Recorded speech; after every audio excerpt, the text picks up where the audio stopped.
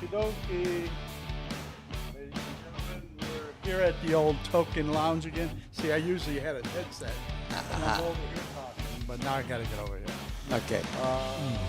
We'll switch Bub for the microphone. Ready to start the party, Marty? Yeah, we're ready. We got some fascinating guests today that we're going to have a chat with. That's going to be great. Yep. Go ahead. We'll keep ours up a little bit. That way we'll. All righty. Yeah, me and Dave Colt, and Marty Juilliard. yeah, we're And here. we're gonna Token we're Live. back at the Token Lounge again. Yeah, look. And, I know, You know? that's nice. It's cool. They get the backdrop now. Yeah, you're right. That's good. Yeah. Yeah. I've been coming in this place for I can't even remember. So But we that- got Tony Belreal, Thank you very much. owner Thank you. of Thank Thunder you. Audio. Thank you. for many years, Yeah, 43. and John Bubs. Novak. Novak. Hey. I'm not used to that. Yeah, I know. The He's Novak or the Yeah. right, I know. Right. I know. Who's that? He looks. behind I know. He looks like the guitar player from Styx, by the way. You Yeah, know. he does actually. Doesn't he? Yeah.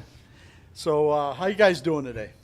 Good. Great. Good. See? Not too bad out, right? Yeah, no, it's Road's fine. not too bad. Yeah. I know I'm leaving soon, maybe a week and a half. We're back So, down south. Yeah. Yeah.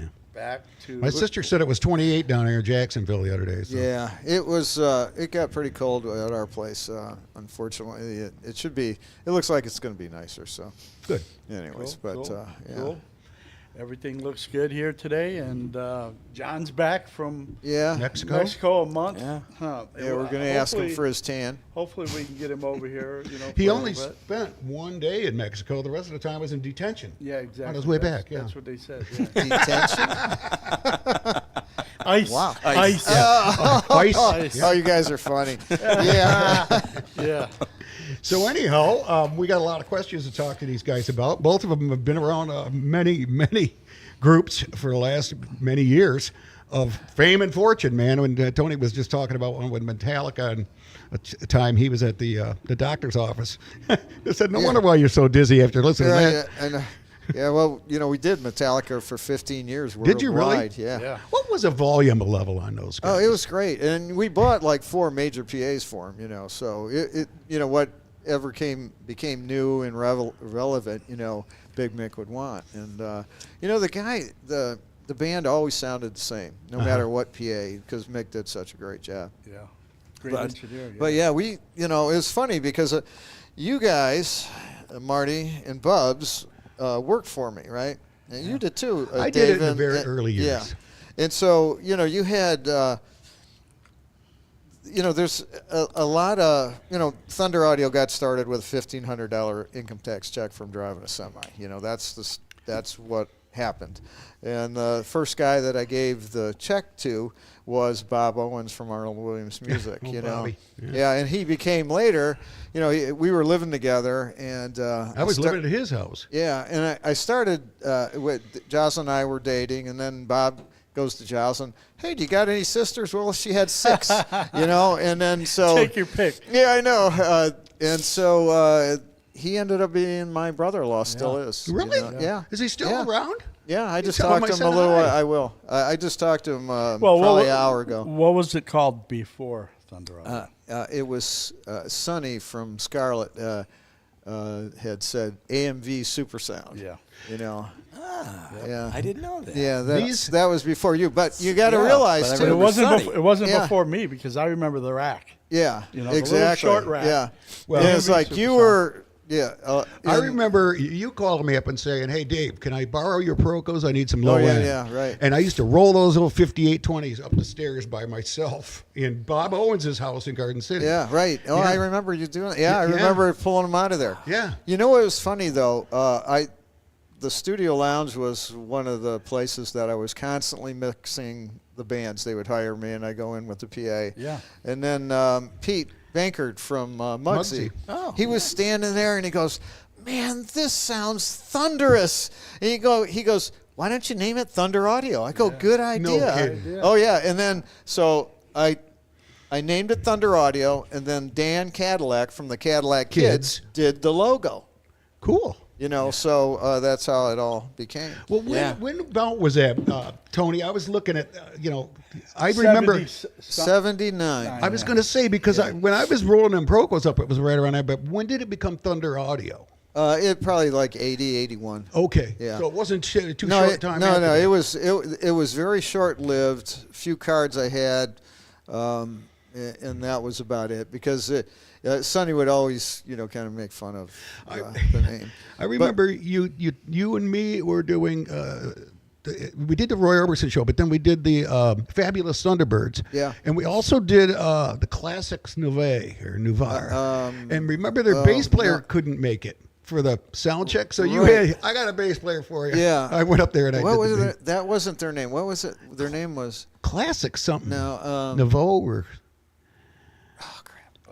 It'll come to me. Old timers. Yeah. yeah. I got a box. Before my time. I got a box full of backstage passes. Right. You know what I mean? So I go through there every once in a while and go, oh yeah, remember that show? remember Oh, that. You know. And Bubs, he brought in a list. list of. Oh, you did? I printed it up for my kids, so I'd show them all the acts I worked for and stuff, and and when we were talking about this, then I thought, I got that thing printed up. I'll bring it. Do you have it here?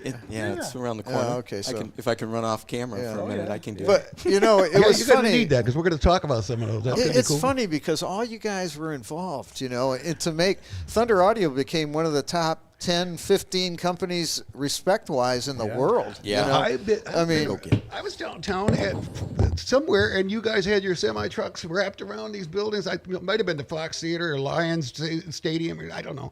But I was road testing a car at the time for Cadillac, and I remember Thunder Audio semi tractors everywhere. I'm going, damn, that Tony's gotten big. Yeah. Yeah, it's really kind of cool and how, you look at the history of Thunder Audio, and it was like kind of a secret that out of Detroit, here's this audio company that, when it was all said and done, we still hold the record for the longest audio company with Metallica. No kidding. 15 wow. years. 15 years. Yeah. Wow. And then Dolly Parton was 8 or 9 years. Pat Benatar? No, Dolly Parton. No, but you were with Pat Benatar? No. Johnny Moe used to be the guitar tech for Bert, Benatar that okay. worked for us in the wood shop. Neil Durardo. Yeah, and then we did, we did Robert Plant for 9 years. Wow. With Allison Krauss, right? With both him, a solo band of, was it band? Yeah. No, not No. Gypsies. Something Anyways, it was 9 years of Robert Plant. So you're gonna I'll never forget. Everybody gets me on my phone. I start looking up, Yeah. to answer the question. I'll never forget when we got the account. They're starting out in Myrtle Beach, and so I fly into Myrtle Beach, and I call the crew, and I said, "Hey, I'm like 10 minutes away from you guys. Meet me in the lobby. We'll go and have dinner." Right. And so we're all standing around talking. Here comes this guy with really long curly hair, a white T-shirt that looked kind of old, and shredded jeans and the oldest cowboy boots I've ever seen.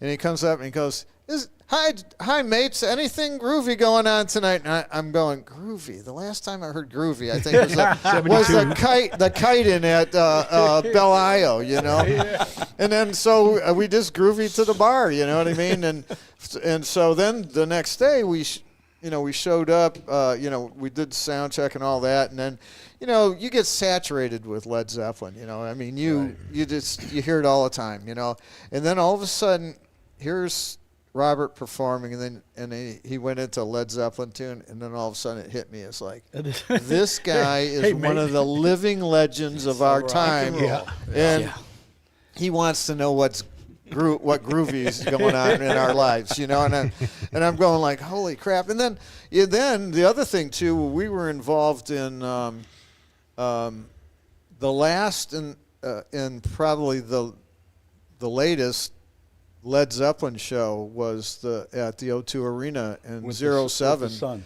with Jason, yeah.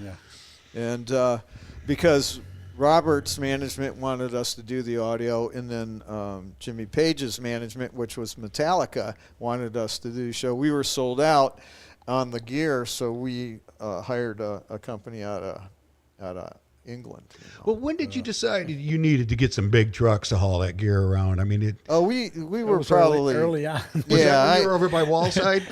I mean, even when we were in Willis, we had 2 semis. You know what I mean? Even on John A. Populous. Yeah, it was very difficult. Yeah, because there. I remember lifting all Yeah. that stuff. Yeah, okay. Yeah. And so when we moved to Ramps. Livonia, that was great because it was, we had 4 bay doors and we had all this property. Well, you and- did in Taylor too, though, didn't you? Yeah, Taylor was good too, yeah. but that was 13,000 square foot, and then we went to 38. And if we would have got everything back at one time, we would have been screwed. I got a funky little story because I used to go to that Home Depot all the time. Yeah. Yeah, and one day I had to take go around the back of the store to get somewhere, and I saw Thunder Audio. That's Yeah. Tony's place. So Right. I parked the car, walked in there. Hey, Tony, and there he was. Him, Yeah. met your daughter there, I think, and Yeah. a few other people. And One of your 2 daughters, right? I think Yeah. Stuart might have been there. I'm not. I can't Stuart, recall. I don't Stuart- think Stuart Stuart wasn't there. Well, He here, let's talk about Stuart for a quick yeah. so for a quick second. Yeah. So you guys were some of the original ones, right? Okay. Yes. Stuart, other than one other guy, was, I'm going to say, the first. So Stuart came to me with his resume, and his resume was, "Hi, I'm certified crazy from the state of Michigan, and I want a job. All I need to do is smoke pot all day, and I'll be fine." Yep. That was Stuart. Tony Can you thought, write that down and send it into the office? and Tony You know? thought, hey, this is perfect fit. I know Hired. this guy. He's out of his mind. It's gotta have good. him. You got to be out of your mind to be in this business, anyways. You know And what I mean? now we got a hold of Stuart. Did not you? Too long ago, Yeah, right? we did. were At Dave talking. Cole's house. Yep. Yeah. And I've kept in touch with him ever since. And he's doing well. Yeah, You know. and it was funny because Stuart was into his karate and all that. Yeah. In some of the clubs when they get rowdy, it was good to have some of him and his buddies around because they were freaking nuts. Oh, yeah. And so when I got the gig with the Rockets,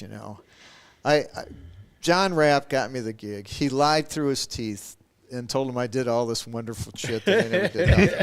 Nothing. But he listened to my mix in the studio lounge going, man, this is way better than anybody else has done with the Rockets. It was with the Missiles. Yeah.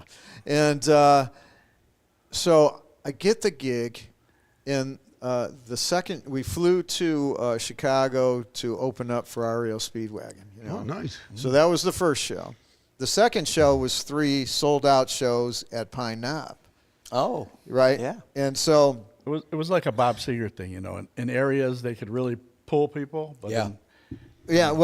it was 3 nights. And so the company that they hired had been on the road for months, and they didn't want to be there, the audio company. Right. They were doing it because their boss told them to, because they thought maybe they were going to get Bob Seger later on down the road. Right. So, anyways, the sound check sounded like shit, and I'm going, Stuart, I'm going to lose my gig before I even get it, and so now the opening act's going, and it was a band that Bob Seger wanted to open for the Rockets, and so I go, Stuart, let's go smoke a joint, because I needed to get into another frame of mind. Now, this was And you don't see Tony 1981. after he smokes weed. Yeah, right. And so we go out there and we smoke a joint, and then we come back in, and I go up to the sound engineer, and the systems guy's just sitting there like he you could tell he didn't want to be there. Yeah. And I says, are you okay? And he goes, I'm going to lose my job after this gig. And I go, me too. So hang on one second, okay? So I go to this guy, and Stuart's standing there. You know how when he'd get into his defensive mode, it'd be like, Yeah. like this, So up. he's I can still standing see there him. like this. He's standing there like this and looking at this guy. And I says, I'm going up to your PA system, and tomorrow we're going to lower it maybe 10 feet, 8 feet. But right now, I'm going to change your crossover points, and I'm going to change your EQ, and this is all we had, right? Mm-hmm. And I says, if you get out of that chair, this guy's going to kick your fucking ass. Stuart's standing there like this. So I go up to the crossovers and I go, and then I did some EQ changes, you know, and the guy looks at me and goes, thank you, you know, the engineer for the group that was on stage right now, you know.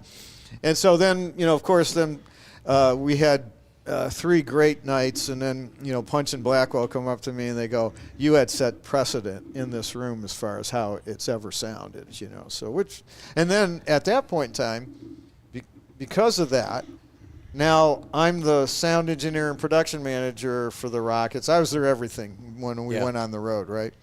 And nobody didn't, before, there was probably 14 audio companies of the same caliber as me, right? So now I had the advantage because I could call anybody in town and say, I'm Tony from Thunder Audio and the Rockets. And so they pick up my call, you know, so that's how, you know, I eliminated, oh, hell yeah, man, every, you know.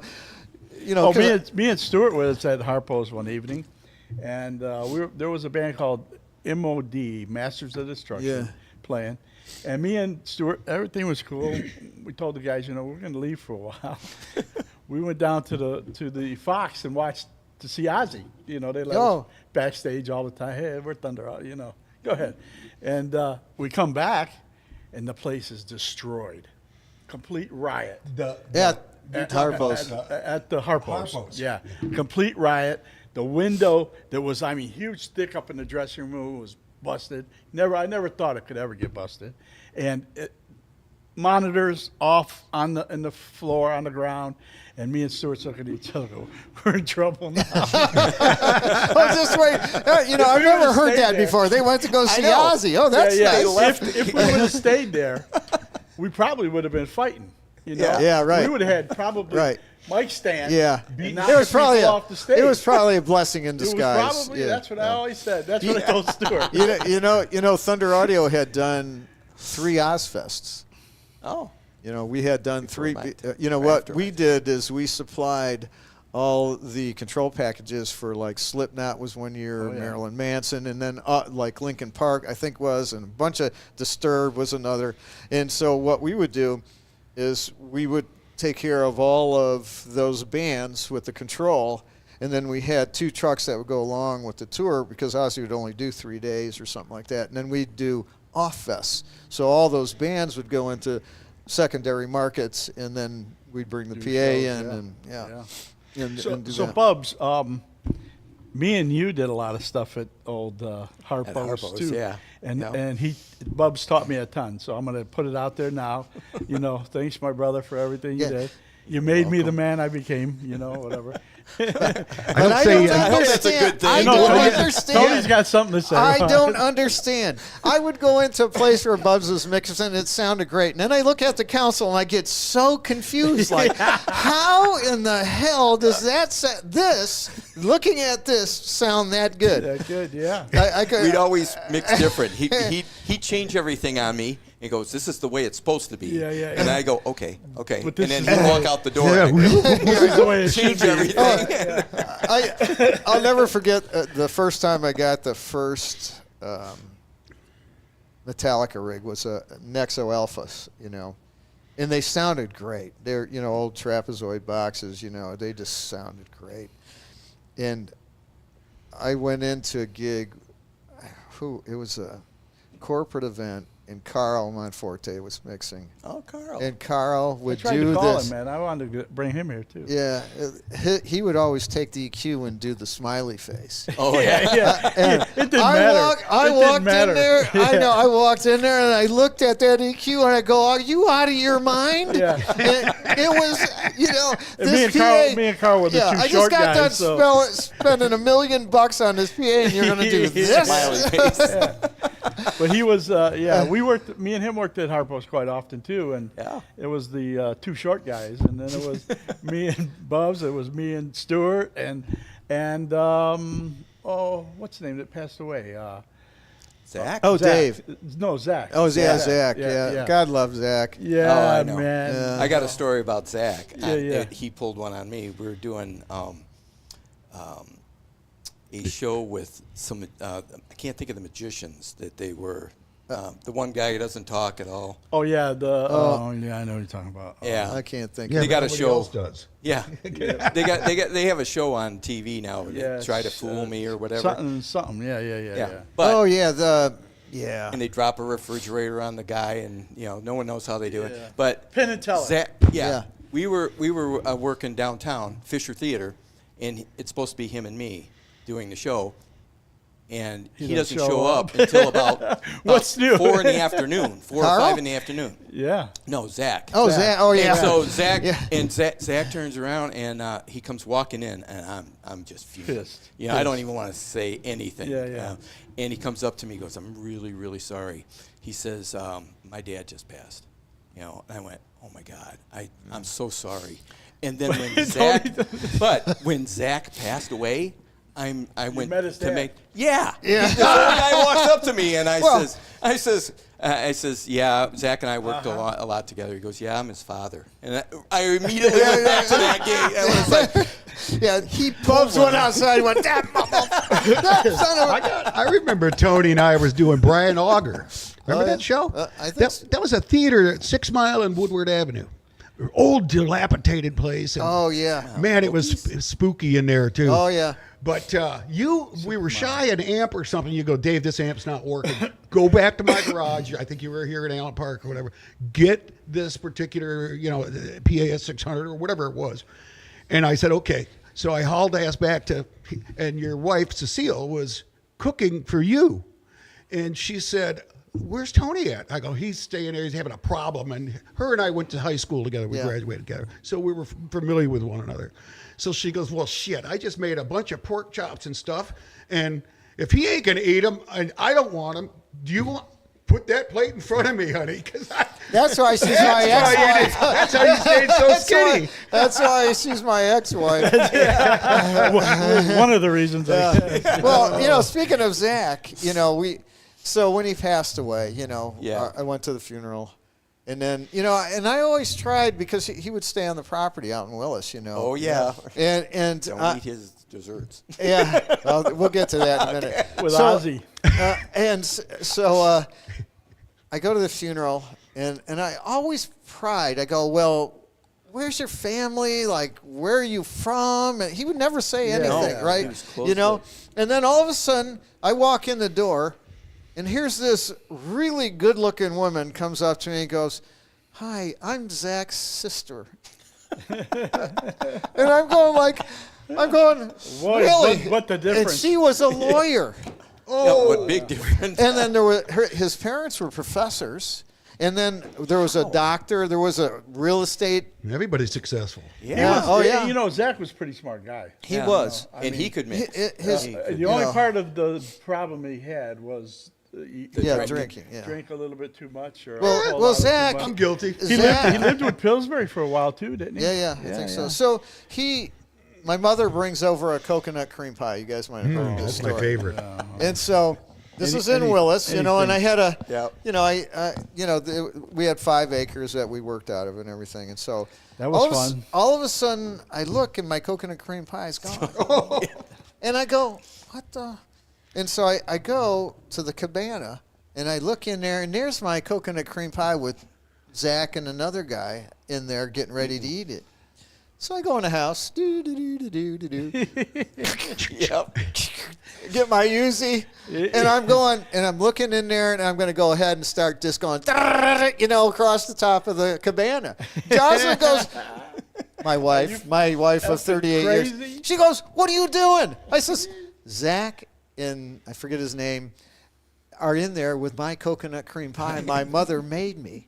And I'm going to blow the shit off the top of the cabana and scare the living crap out of them. And she go, are you out of your mind? I go, maybe. Yeah. They'll never do That's that a coconut But cream I pie. can tell you, no one's They going to won't touch be my coconut taking cream shit pie out of again, my man. That's I got this big old mag hanging out of there, and they were like, they literally were probably 10 seconds away from me pulling the trigger. Oh, geez. Well, So- But in Allen Park at New York, right? Yeah, Was it New York. New York. Yeah. No, it's Lincoln Park. New Yeah. York, right? Yeah. Yeah. But it ran all the way to Allen Park. The street did. Yeah. But when we got to the to load in, we had to flip the Oh yeah. wood the one way. Yeah. People don't. Yeah, because wasn't there a big crack in the driveway or something? No, it was all gravel. Oh, It was yeah. all Okay, rock. yeah, that's right. So I bought a bunch of plywood. You know, this is really the early days of Oh, Thunder. absolutely. And so I bought a bunch of plywood. So when you were going into the garage, you had to go lift- like this, a lift, so yeah. the wheels would come, drop down Yeah. on a second one, and then it dropped down Right. again. And Right. then you'd have to flip it I'll the other never way. forget that, though. You know? I'll never. But speaking of Harpos, I wanted to say something about Harpos. So, Bubs and I, this was after the Rockets thing. I'm doing the Rockets, so everybody now Ron Baltras is looking at the PA, coming to the Royal Oak, listening to it, and so it was ran at the time by the Vigilante Motorcycle Right. Club. Yep.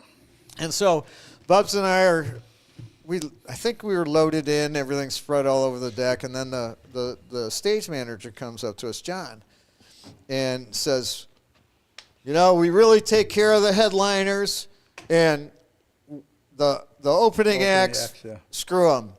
And Bubs and I look at each other and go, we never do that. No. And here we are. told me that.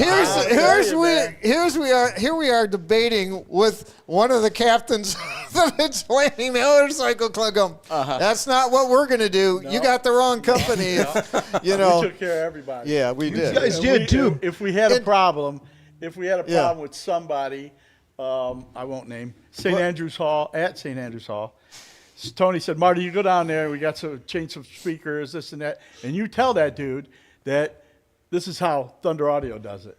And so when I I went like down, that, Tony. That's Yeah. Yeah, I mean, a hey, good attitude. and I went man. down there, I said, listen, bro, God rest his soul. Matter of fact, he mixed here for a while just before he passed away, too. And I said, listen, man, because dudes were coming to me at Harpo saying, hey, they'd tell us, hey, they're going to charge, he wants $50 extra to make us sound good, and I'm going, oh, this got to end, And so I went down there and I told him, man, I said, hey, we never did that. this is what Thunder Audio does, bro. You work for Thunder Audio. You want to continue working for Thunder Audio. We'll do this. All right, man. Don't worry. I promise. I never heard another word from anybody. Well, I used to get stiffed like that, opening for strut and stuff. Why would you do that though? Because It just makes you look it bad, and makes the you PA look looks bad. Yeah. So, never anyways, wanted to be- John finally came around, and he goes, well, and then he started hearing what we were doing, because the PA, keep in mind, we were using the Thunder boxes, Yeah. so they were tiny compared to like the walls of sound in there. And it was funny because Ron Baltras and what was his name that ran the front? Big guy behind the desk. Oh, God. There it This goes is again, really- guys. What did he do? He was basically the main guy at the club. Oh yeah. Anyways, that's bad don't- that I forgot I his don't name. remember. Anyway, Stayed so on the stage. yeah. Yeah. Anyways, it was one of those things. Oh, I know what I was talking about. So the Strut was playing. Speaking of Strut. Oh, okay. And this is the first day that anybody's Oh, going to my hear the Strut. PA system, right? So Mario was mixing them, and he was very new at it, and the room was kind of intimidating to him. So I says, Mario, Right. just step aside. Mario, Sit- he was go there. over Yeah. here. Yeah, go over here, Mario. So I mixed Strut, And Gunner, when I went up on stage afterwards, and everyone's going like, holy crap, it looks like a postage stamp, but man, it is this filling the room. Like Gunner says, I would just touch my drums and the whole building would go like this, Well, you remember his drums are 26-inch bass Yeah, drums. but it was, And we had some it- rear. We did the rear thing too, right? Yeah, that was little not later until on. after. Yeah, They wanted to change it up, which was a dumb idea. Yeah, but, because Yeah. it didn't- you know, that was tough. yeah. Oh yeah. Yeah. And those were dead hung. Too, Well, Yeah. those Yeah, speakers. yeah. But the next day we had Nazareth come in, So then, that was the test, because they were all really freaking out that Nazareth wasn't going to sound good, And so the next day Nazareth came in, and their sound engineer had been in the building a bunch of times, and he goes, "Man, I don't know what you have in that PA," and then he picked up up to date Midas Council, which was Yeah. at that time was, the shit, and it sounded fantastic. Yeah. You got the Tax Scorpion. What's that? You got the Tax Scorpion. How long, Bubs, did you was it that you before you started working, did you work permanently for Tony for the last X amount of years? No, he retired. I started out working with local acts Sure. and stuff, and then one of the groups I was working with got signed with Punch for Seeger's organization, and I didn't know anything about Tony until the day we met The Royal Oak at the thing? Royal Oak Yeah. Music Theater. Yeah, when he fucked me. So he did a sound check, and he got all done, and I didn't like the sound of the sound check, you know. But with that said, the sound checks normally in an empty room It's going to be. It's different. are totally different. Different story when so it you fills got up, it. yeah. But so what I did is we had mutual, you know, with Punch and everybody, mutual interest. So Hot Sam was working with the PA system. He was, you know, babysitting the house, front of the house. And after their sound check, I went up to him and I says, "Can I change anything?" He goes, "You can do anything you want. Just change it all and whatever." So I did. I changed front of house, all the mixing, everything. And then afterwards, I'm coming down these stairs in the back of Royal Oak Music Theater, and Tony's coming up the other way. And that's when we met, right there. And he goes, "Don't you ever touch this stuff again. You're not supposed to be doing any of this stuff." And I says, "Well, Hot Sam said he's going to dial it all back in for you right after I'm done." And so So you guys bumped heads at But first. you know what? that's how we Hot, met. Hot Sam did not do that Bob Seger tour. That was right after that. And Bob came and sat down next to me, and he had heard that I had done a great job at Pine Knot, and that PA sucks so bad. Yeah. They put the horns, those metal horns like this, to cover the balcony, and it was a mess. In fact, I think we were still either had the Tad loaded 4050s and MB80s and the horn. That PA sounded fantastic. yeah. And that was Punch kind of banned me from. He kind of blackballed me for a while because of that. Because I pushed really hard. I go, I don't want to take any money out of the Brotherhood. You know, I just want to bring my own crap in. Yeah, that's right, all. You know. And those cabinets sounded phenomenal. Yeah, and Well, the worst room we ever did was, by far, Shane Park. yeah. By far. And Jim Gorst, right? Yeah. God rest his soul. We worked together a few years there. But, oh, man, you talk about trouble. There was the one comedian guy that was, you know, in the movie with the Chinese guy, whatever it was called. Hangover? No, they were both cops or whatever. Oh yeah. Yeah. And so this guy comes out on the stage, and he's talking. Now, this guy talks real fast. Nobody could understand a word he was saying, you know, because the PA, I mean, the room is terrible. Yeah. And this lady in the front row, I can't understand a motherfucking word you're saying. And I'm going, oh, shit, we're in trouble now. I want to say one of the worst arenas I have ever heard was Pontiac Silverdome. That was just terrible. Yeah, but you could. Bob Seger Charlie Martin told me about when they had to move the PA back so many feet because it was just nothing but a giant feedback. Yeah. You know? And he said they had I like 4 wish in the that- morning doing their sound check. I wish that Charlie could have been here today. Oh, yeah. Because he would have, and he wants to be here so badly, but his health has deteriorated a bit. He's got a few issues. He went to the hospital, then back to the hospital, and he's there back again. And but you know, he sends his love to everybody always. You know, and Yeah. I haven't talked I've been to- sending some notes to Drew Abbott too. Yeah. I wanted to see if I could get a hold of him. yeah. So Shane Park, is that the Aretha Franklin? Yep. Yeah. Okay. That's terrible. Do you remember Okay, before they had the storm?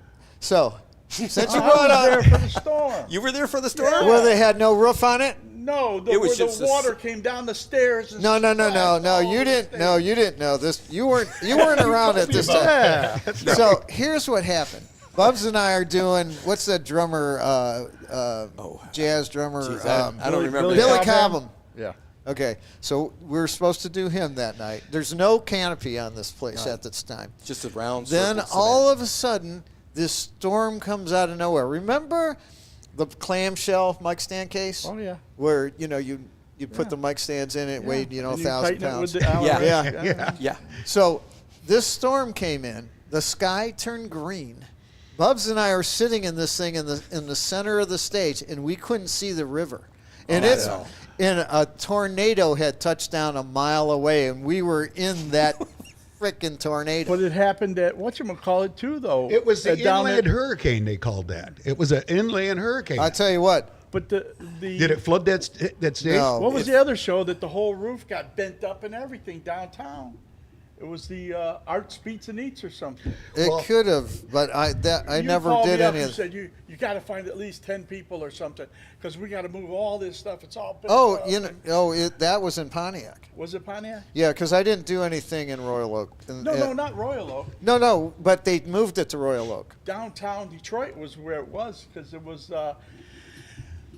what's the Jamaican dude? His son had performed that week. Ziggy Marley. Yeah, Ziggy and his sister, Yeah. and I remember going to the monitor's console and checking it out. But it was just a few nights later, or maybe the next year.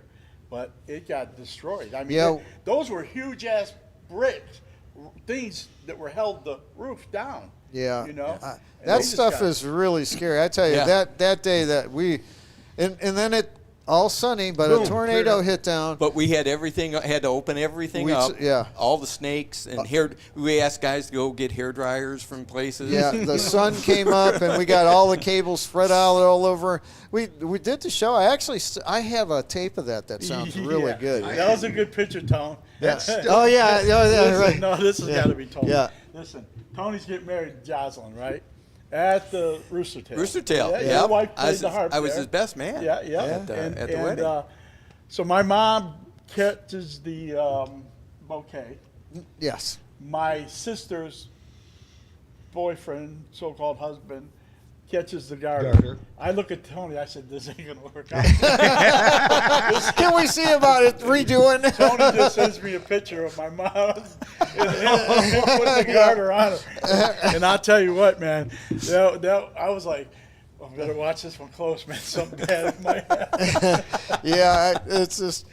Yeah, I forgot about that until just You now. know, so. and Do you know- Timothy Rotten, what's his name? Rotten, right? Roden, yeah. He was sitting next to me. He came, right? And I'm going, he's got two black eyes. And I'm going, what happened to you, bro? You know, because he was known to have opinions, you know. And I said, well, you probably deserved it, whatever it was. I don't know. I think he might have had, what was that Sam had where they removed his etnoids or whatever? Oh, it and might have been gives that. you It's black something eyes. beat up. Yeah. Yeah, but. You know, that green storm you were talking about brought up an interesting thing because I was still living at Bob Owens' house in Garden City. And I was in the front bedroom, and he had this huge pine tree right up against the house. So it was always dark in that room, right?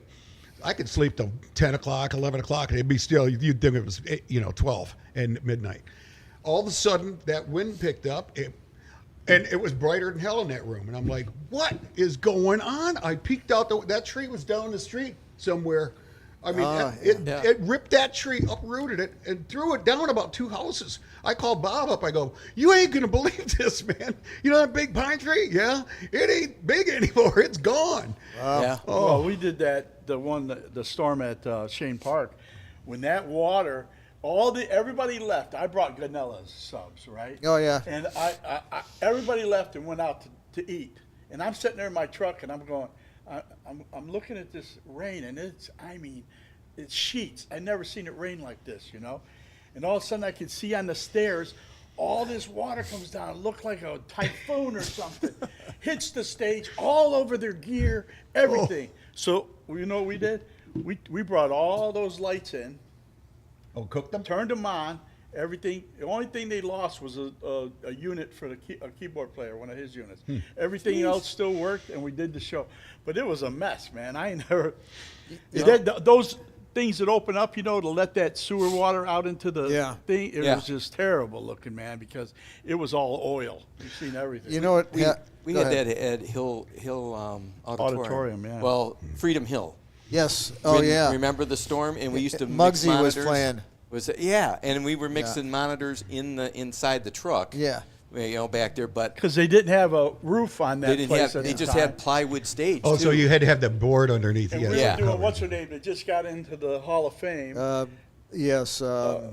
But Dolly. No, from the Cherry Baby, she was in a different no, band prior. Guitar player. We're horrible. I know. It's old age, I Bubs. know. That's what it is. Man, it- Trust me. Anyway, that's when Joan Phil- Jett. Joan Jett, yeah. Yeah. Oh, yeah. Okay. And I'm doing monitors, and then you talk about hot. Jocelyn's getting towels and putting them in the cooler And then putting them on my you. back. My back was on fire, man. And I Yeah. was like, Oh, because you were exposed. yeah, I was on the side where and in Pillsbury, the dudes were messing around with the cables, and Pillsbury says, "You touch another cable, I'll kick your ass." Where Dude was said- this at? Putting his hands At Freedom Hill. Freedom Hill. Okay, because he's reminding me of when we went down south to on the tarmac. Oh, who's that? About to put that on. Why we do have this, let's take an interruption and just Look at simply this say we're at the still Token Lounge. going. We're Yep. talking live, and we're going to let these guys keep on going. But I know we've got a good show going on, and there was lots of questions still to be answered, so we wanted to make sure we're all on board. But if you're just walking in, you're talking with Marty and Dave and Tony and Bub, and we're coming up with some cool stories from way back. Definitely. Let's continue, guys. But we flew down there in the tarmac. Dave Fife drove the semi down, and we did this thing for the military. Right. And we Oh. were on a tarmac, and it was like 110 degrees on the tarmac. And they had us load in the same time the stage did, and it took them 5 hours to put the stage up, and we're out there baking. yeah. You guys weren't in between the puppet show and No, we actually, although the general, I talked to the general. I says, "Is it okay if I like fire a 50 cal?" He goes, "Yeah, come on, let's go. I'll let you fire a 50 cal." And I'm going, I gotta stay here. Oh, I would have loved Well, that. we used to do the Malcolm Miller Sound Express too. Yeah. And you talk about, we were in Chicago, and I was just wore out because we had did days after days of different Yeah, stuff. we never And slept. I get underneath the truck, and I fall asleep on the grass underneath the truck. Now, when I woke up, when I was sleeping, I was in shade. When I woke up, half of my body was in the sun. Yeah, he was kind of lily white. You were too, though. Yeah. It's like you guys had issues. I used So to take you, a you lot. had a little Italian and And Spanish, that and was you'd be like all set. 100,000 black folks, right? Yeah. And the Chicago police would take me from point A to the point B, from the stage to the front of house and everything, and I was like, oh man! But that Miller Sound Express stuff was pretty cool. It was pretty Yeah, cool though. there were great bands, and Yeah, it, Tony, and Yeah. Alexander Zonjak. Yeah. Or not Zonjak, but Alexander O'Neill. Yeah. And it was some good there was shows. quite a few really good acts. Yeah, I mean, the yeah. OJs, I think, Yeah, played one of yeah. them, maybe. Yeah, I well, kinda we used to remember do a that. lot of Bud Fests. Oh yeah, Yeah. right, yeah. Those were And at Shane Park, you had all the great R&B acts there. Yeah. The not the OJs, but the Spinners? the brothers. There were two brothers. Isley Brothers? Isley Brothers. Yeah. Yeah.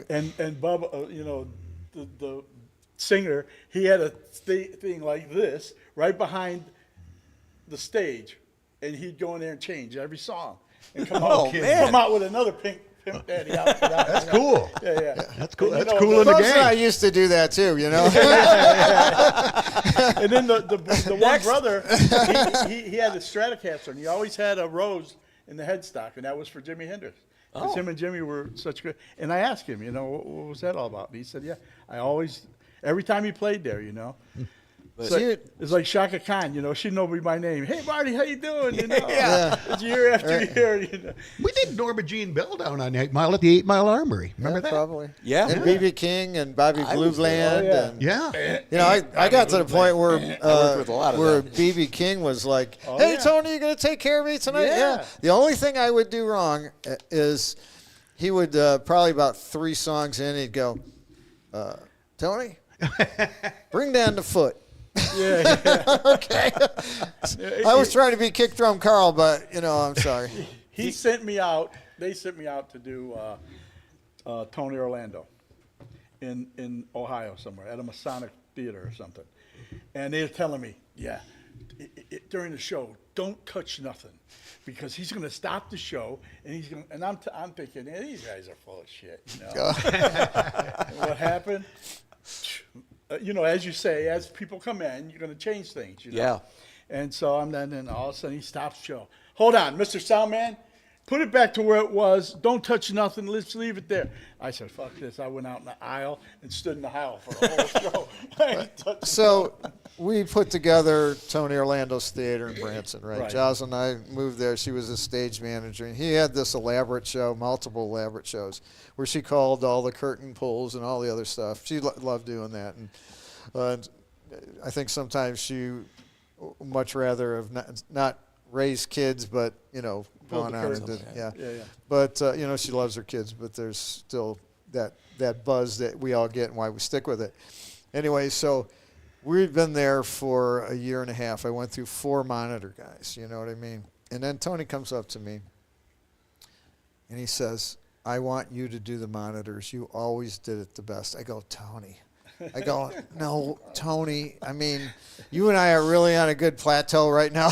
Monitors, and so he goes, you got to do it. You got to do it for me. He's my boss, So I said, okay. So what I did is I took 2 500-watt power cans. I put them right over top of me. I mean, like beaming right on me.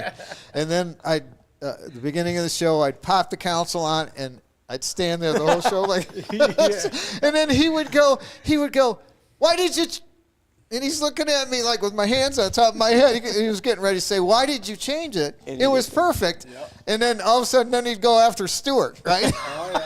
Because he saw me standing there like this with my hands like this. And so then Tony comes off stage, and he's got his mic here. And I can't tell you how many times where I wasn't, mixing, that I would see Stuart out at front of house listening to what Tony was saying. You know what I mean?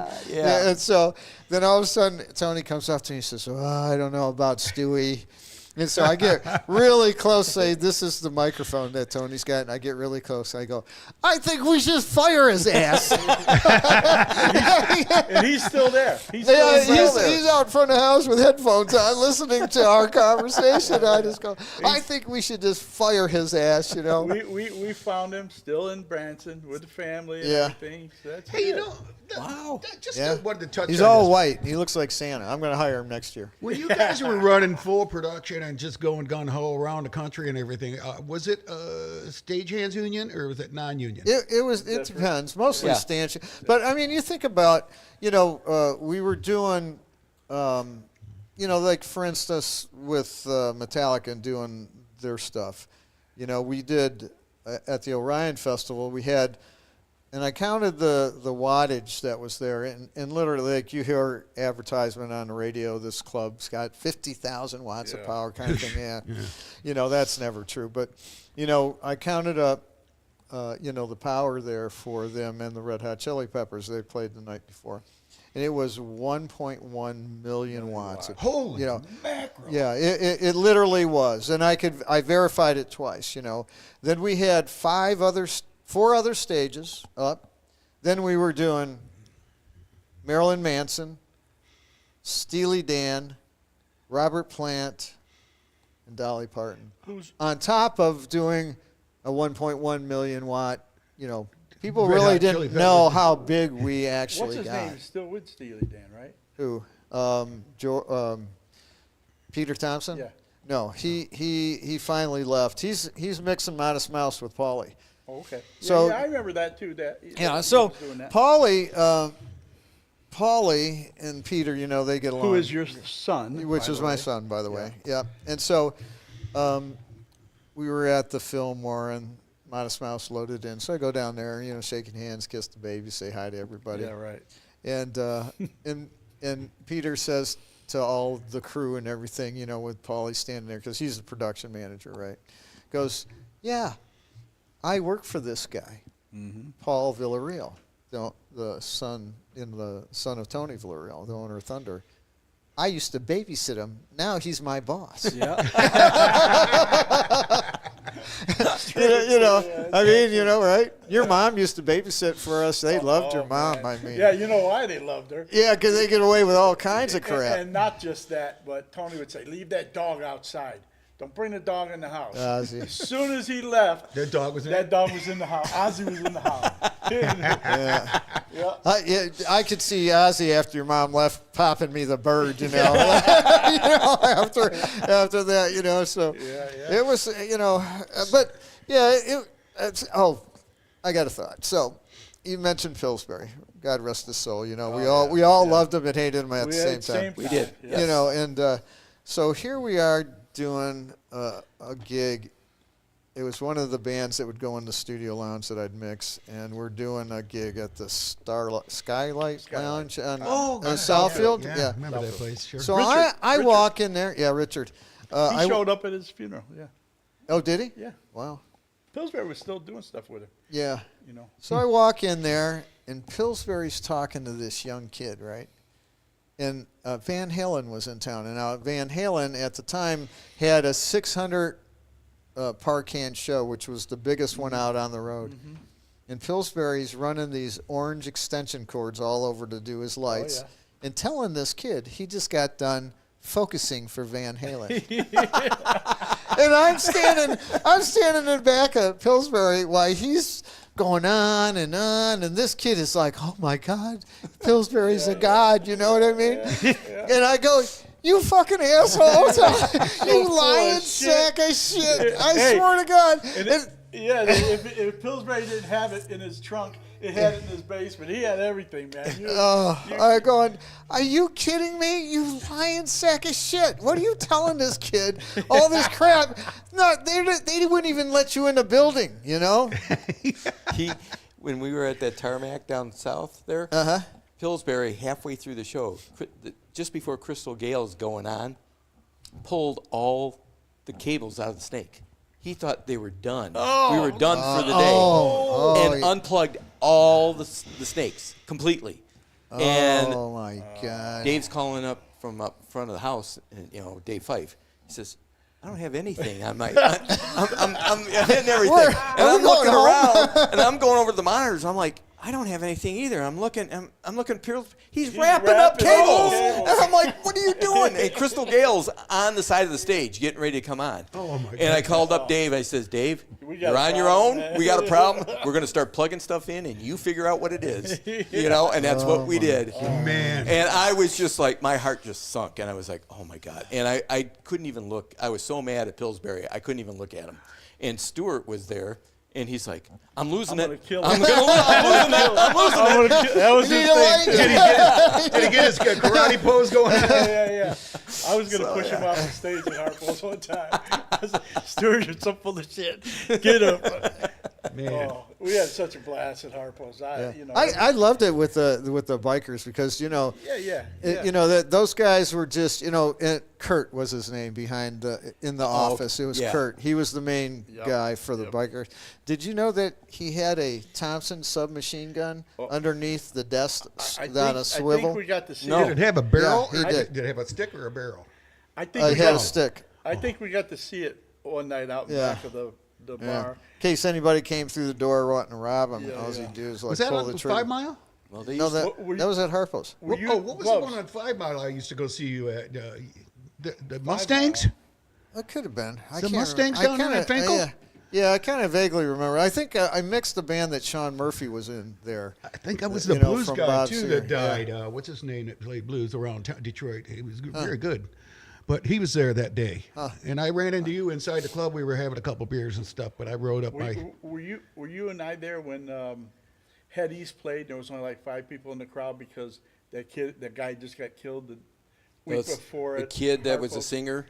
Oh, a yeah, lead yeah, singer, right. and he got No, shot. no, it was a black dude. Yeah, it was Ernie. Oh, that's at Harpo's. Ernie was running it. Right, but no, I thought he was. Me and Oh, him yeah. were working together then. Did And I told the dude all the time. I said, "Man, there's some shows here that you don't want to be around here, you know." And next thing you know, you hear the guy got killed, and John Sally puts together this big thing, and you couldn't get in the place. And Head East is playing, and there's 5 people in the crowd. Oh, my God. And I'm going, oh, this. Man. You know, I actually got to mix in there Ron Wood and Bo Diddley as a band. Oh wow, that would have been. Yeah, you know, it's just like, man, that was cool. That's like- And, you know, I also got to mix Steppenwolf, too. Did you Oh, guys yeah, do... yeah, I remember. Not you at did Harpo's, Steppenwolf but there. they came into, But at Shane Park, I worked with him. Yeah. They had a contract. He was back. They're from Canada, matter of fact, but they were backed by EV. So they had Electro all voice EV stuff, yeah. microphones. Steppenwolf? Yeah. So when I did them, the dude says, "Hey, we have to use all these." You know. EVs, Yeah. And I'm going. You know, they had the eggs and all that stuff for the toms. And Yeah, all that. those were still, Yeah, other than the vocal, you know, Did you there's guys nothing ever like a do the- 58. I was happy as heck, man. These are, you know. I brand said, new "How do mics you and get everything, that? sure. How do you get that contract, man?" I like Yeah. that. I did multiple dates with them, you know, because I set up the old 4050 with the MB80s with all TAD loaded, right? Side you know? fields. Yeah, whatever. You know, and so I was doing the production manager was a sound engineer, and he's listening to what I'm dialing up, and he goes, "You're mixing the show tonight." I go, You're "Okay, done. cool," you know.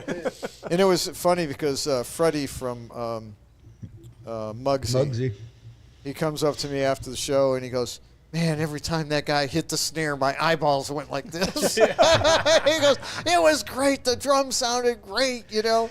Did you guys do Huey Lewis in the news there? At Harpo's. Yeah. Yeah. You know, At know Harpo's. who opened up for him? Adrenaline. I was there too for that Oh, show. yeah. I think I was working with you guys or something Yeah. because I saw him from the side of the stage. And he said he was like, he hadn't, his album just hasn't busted yet, right? Yeah. And he's in the back and he's going, "Man, you know, I don't know. I'm going to give up. I just can't do this no more." And wasn't a month later, They boom. Yep. he's Yeah. Hip to be square and all that came out Oh, and they boom. Yeah, Yeah. That was a great album. I mean, Oh, that yeah, first, Sports, I mean, it was- yeah. he's deaf now. Yeah. So I wondered why he was cannot- not touring He cannot no more. perform. I yeah. knew his front of house engineer pretty well. Do you know that he used, what's the name of that console? Is that big one that It's not Midas. It was another. Okay. it Neve was- or something. No, it was. not a Soundcraft or something? I tell you, the story behind that console was built in the United States, and during the Cold War, the Doobie Brothers going to Russia, the U.S. government would not allow that console to go into Russia because of the chips were so Highly yeah, regarded as they could have used for nuclear weapons and yeah. things of that nature. What was the name of that? It almost looked like you're mixing Harrison? backwards. Was it Backwards. Now Harrison was the first Rockets gig that I mixed on. Okay. It was. They still use them It now looked or like no, they've been defunct for a while, but it almost looked like you were mixing backwards on it. They had The one way of the EQ. Heathkit? No, he's, There was. on Heath. I know what you're talking about because I had a couple monitor consoles They that I had had to one work over on. at- Yeah. And I'm like, this is like, all in reverse. Yeah. It was Yeah, so it was confusing. weird. Oh, that can Yeah. screw you up too. They had Yeah. that over in Canada at no, it was a hill. Just no, I know, but they had one of these at the Canadian, the one you're talking about, the backward looking thing, and they had subs underneath the stage, like right, and nothing in between, and then they had a 12 and a 2-inch above, and I said, I can't mix this. This sounds like shit, you know. And the guy's going, well, you know. And I said, no. Next time when I come in here, I was working with DC Drive at the time. Oh yeah, right. Next time I come in here, we'll bring our own shit, you know? Yeah. I'll let you hear it then, okay? That was when we built those, your brother built the boxes for me, and it was two Oh, yeah, 15s, yeah. and it had the Two 10s and a compression driver, yeah. 2-inch compression driver. Yeah, it was all EV, I think. And then, and I bought all EV, all Except for brand the- new, the- loaded. yeah. Except And for the subs- compression driver. The subs were, JBL, the 2445s or something. 4050s. Yeah, and the subs were two 18s, and Oh, okay. that Yeah. it sounded great. I was telling these guys earlier about when with Metallica and Wasp and Armored Saint Yeah. played Royal Oak, and we stacked the refrigerators. going on Well, with this? I call them refrigerators, but those the big cabinets with Yeah. tabs, Why is this and we had a shitload of them in there. Yeah. And then, What's happening? I don't know why it keeps And- coming on the computer. oh, is that where it's coming My from? phone, yeah. Oh, Yeah, that show was the first time I met Big and Mick. that was loud. Yeah, there was plaster coming out of the ceiling, Yeah. and the cops said that they could hear it 3 blocks one way. Yeah, and Armored Saint. That's what happened for the Red Wings, Yeah. remember? Armored Saints Tech said, we're buying some microphones from you guys tonight. And I went, they're not for sale. And he says, no, you don't understand. We're buying them. And so I called you up and it says, hey, we need some 58s to worst ones, and he was paying me cash. Right. As they destroyed them, he Right. he pulverized 2 of them with a mic stand. He took one, he whipped it around, and went out to the audience. And when he pulled the wire back, it was just bare wire. Cannon plug was gone. Everything was gone on it. So, Yeah. but that was the first Metallica show I think we did. That was Yeah. before they were They were were- co-headlining with Wasp. Yeah, exactly. I And then think- I think- it was Wasp, Armored Saint, and Metallica. Yeah. Yeah. Metallica opened. Yeah. No, Armored Well, Saint opened. They opened, Oh, and yeah, then yeah, it was yeah, right. Metallica, and then Wasp. Yeah. But they Yeah. flip-flop every date, I guess. Yeah. You know. We would, That's like David Lee Roth and Sammy Hagar when they did their thing. did they go together? Yeah, and they flipped for the first show. It was on whatever that guy's name is, Howard Stern, and see, I'm telling you, man, the phones are nuts. But yeah, so I don't think they made it through the half of the tour. Yeah. Yeah, they didn't get along. And just listening to them talk, they were trying to be such buddy in the beginning, and it was like, oh man, this Not going to work. Well, I remember Dave was saying, wait a minute, man. You got to sing my songs, but I don't have to sing your songs. Oh, That's you know, exactly what he said too on David. we were with the Rockets were on tour with Sammy Hagar, you know, and the funniest thing that I saw with those guys always is, you know, Sammy Hagar for the first show comes busting in our dressing room like, oh my God, Johnny and Jimmy, oh my God. It's like, really? Who's the headliner? Who's the opener here? You know, and same thing with the Who. Yeah. Those guys would stay on the side of the stage. We were out with them for like 3 weeks or something like that. And they would go on the side of the stage almost every show and watch those guys Well, play. man, look at You who know- they performed with. You know, Well, that's why. you know, there's a time where Jimmy would jam at his kitchen table, and you know who he was jamming with? Hendrix and Clapton. Oh, wow. Yeah, when he was in Cactus. Yeah. Yeah. Jeez. Can you imagine? And you know, they came from with Mitch Ryder and Detroit Wheels. Yeah, that was. And I mean, everybody who was anybody who loved that Yeah. music. You Yeah. know. Yeah. Especially over in Europe, all the Europe. Yeah. I mean, you and they were like it was the weirdest thing. Same thing with Fleetwood Mac. You know, all these acts, and you know, I'm going like, okay. It's like working at Sully's, man. I was like, you know, I got Blues 101 working at Sully's. I mean, Oh, yeah. And there'd be a show like the Fabulous Thunderbirds or something. All of Bob Seger's whole band come walking in, you know, and or if there was another older Gatemouth Brown or whatever, there was like all these different guitar player guys, you know, these Canadian guys and these guys from America. They're coming to see this dude, you know, Yeah. and I mean, Jimmy just passed away just recently. Yeah. And I went Yeah, to that his was funeral, sad. but Jimmy, the thing is the rec center I lived across the street from, he ran the show, right? Oh, okay. And he was so I played softball with him on his team from different, you know, Sully's. We'd had the Michigan State hat for Sully's, you know, and everything. And that place was small. And they Yeah. had, But they it's had like- Leon It Russell was in so there. And cool. Yeah, Leon come in with a whole 7-foot B3? grand piano, Oh. you know, and stuff. Yeah, and Yeah. that room was not. Yeah, it was Yeah. about big. this big. Yeah, It was really yeah. big. The stage remember- was nothing, I man. remember Yeah. playing Tony. We hired Tony to do sound for us at Top Sale. Oh yeah, God, I hated that Right, Oh place. yeah, club remember was remember terrible. Keith and his dad, you know? Yeah. Yeah. Those Big two. Indian fella. Yeah. Where was American that at? Indian, yeah. Where was that at? On Li- in- 4th Street. Yeah. 4th Street. Yeah, it was just a little And then the dive. side street, I think, Was just down the street. We did some of the first stuff at the side street when you just had the little rack. And The last time that Toby Red ever played was at the Top Sale. And, you know, Chad comes up to me and goes, yeah, I'm going to try out for this. And, you know, I'd always take care of him drum-wise and all that, you know, make him sound good. I go, Chad, you'll get the gig. Don't worry, you know. And it was funny, you know, we would do Red Hot Chili Peppers events here and there. And as Chad grew older, he forgot totally all about that. Really? Yeah, the first couple of years or the first time that, you know, hey, Chad, remember me? And Zach was mixing at the time. You know, me and Jocelyn went down there. And he goes, "Oh yeah, how you doing, man?" And then he came into town, did a Toby Red reunion, and he remembered. And then like 5 years went by, and he's going, "I don't remember the top sale." Well, he was a little bit of a drinker. Yeah, I go, "No, I don't remember. It sounds Just to familiar." say that you talk about buying microphones. We do those WRAF World Bar Tours, and I told, what was her, Kathy Sarconi at the time was her name, Yeah. different Flesher now, and I would say, listen, man, this dude known for killing 57s, Hitting them with the sticks. Oh yeah, man, and they'd end up buying a 57 from me every single time they He used to sit in on other drum kits and he'd break the cymbals. Oh yeah, he was a monster. Yeah, he was a tough drummer, man. Oh, yeah?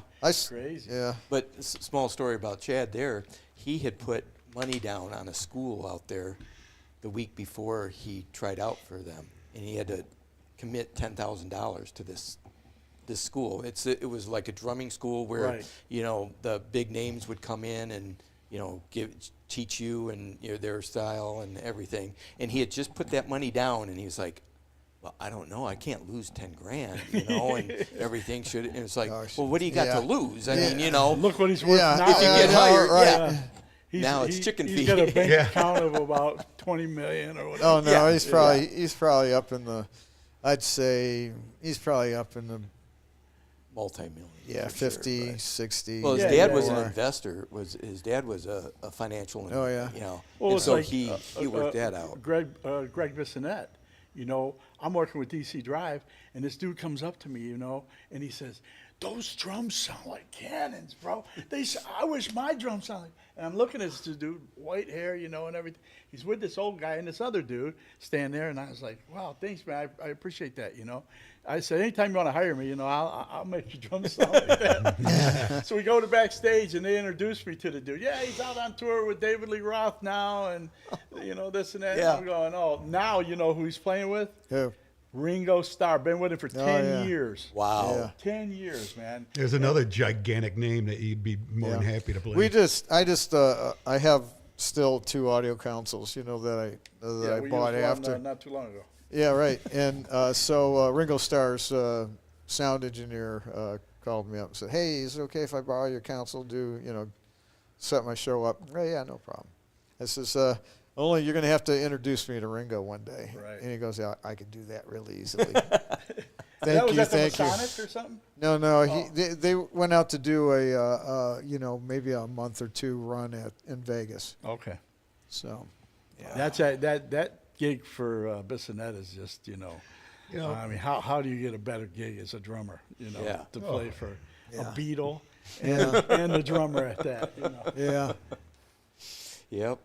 Yeah, those are good old that's, days. those are amazing stories when you hear those. How You people know, fell into it. What what I miss the most really out of all of that stuff, because Thunder Audio, became worldwide and all that, but I was the office rat. I had to make all the tough decisions on. Right.